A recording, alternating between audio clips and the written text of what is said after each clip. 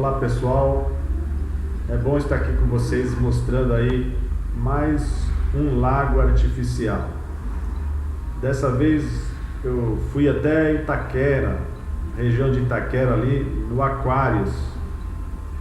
Aquários é um lugar ali bem legal, vale a pena você conhecer. E filmei ali um lago artificial muito bacana, simples e bacana, fácil de você fazer. Você pode dimensioná-lo melhor, fazer conforme a sua necessidade. Fica aí a dica, assista aí o vídeo, você vai gostar. Um abraço.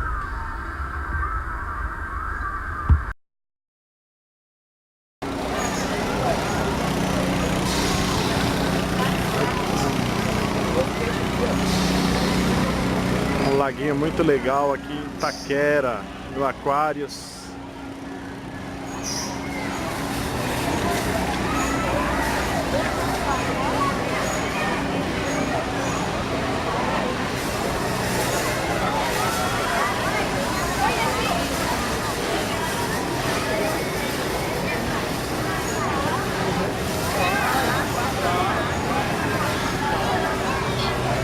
Olha que bacana essa rampinha que eles fizeram aqui, ó, passarela no meio do lago.